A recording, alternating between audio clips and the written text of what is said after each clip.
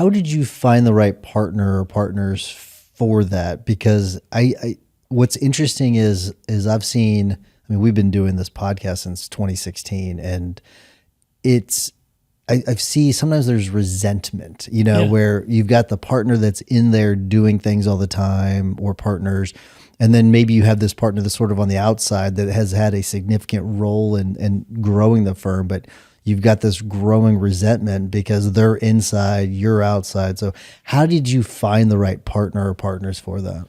Well, a lot of trial and error. I found I've worked with various people, and for various different reasons, things didn't work out. Sometimes it was an ego-related thing. Sometimes it was just, more often it was just not understanding fit, that certain people are just naturally inclined towards certain ways of doing business or certain roles, right? Mm-hmm.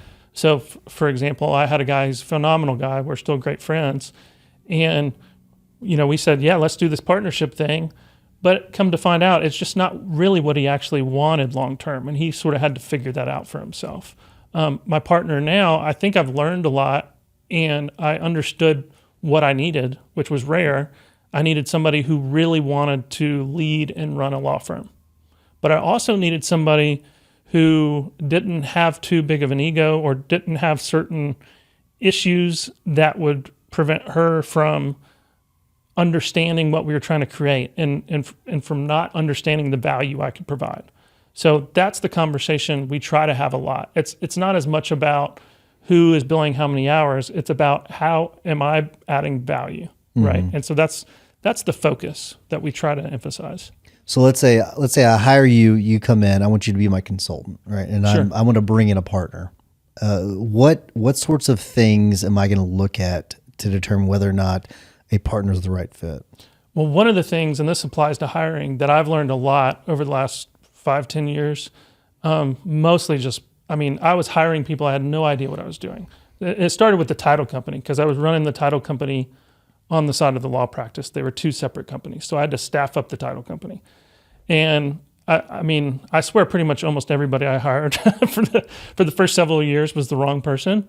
And I really started to understand the value of getting to know that person on a deep level. So we do a lot of personality tests and intermetrics and multiple layers of interviews now in a way that I didn't used to do. Sure. To really nail down who is this person, where are they going to thrive? Like, what are they meant to be doing? And you got to figure out, is this role what this person is basically designed to do? Or are they having to kind of change themselves and morph themselves to try to adapt to that role? And then you got to go into also the character, ethics, personality side of things too. But it starts with the fact that for most roles, 90% of people are just not a good fit for that role or more.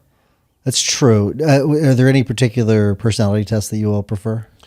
Well, I lean on a business coach because, I've realized I've tried to do too many things, and I can only master a few things. Sure. Maybe in a lifetime, certainly at one time.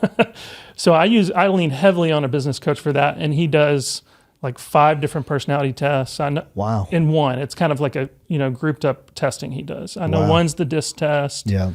I think one's like an intermetrics test, but there's several. There are so many tests at this point.